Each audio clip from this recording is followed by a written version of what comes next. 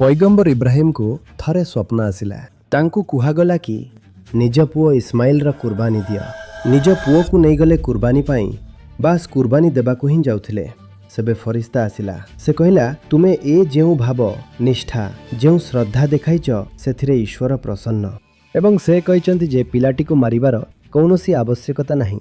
एतिकी समय रे गोटिए मेंढा देखागला। से मेंढार सिंग ताहा गोटिए बुदा भितरे फसी जाइथिला। तेणु पुणी पिला बदल रे सेही मेंढार कुर्बानी दियागला।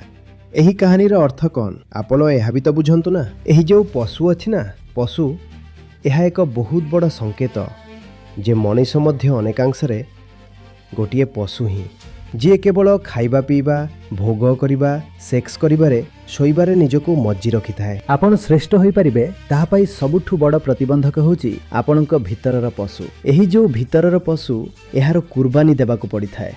बाहर पशुर कुर्बानी देई कौन मिली जिवो? पागलामी अटे बाहर पशु को मारी देबा।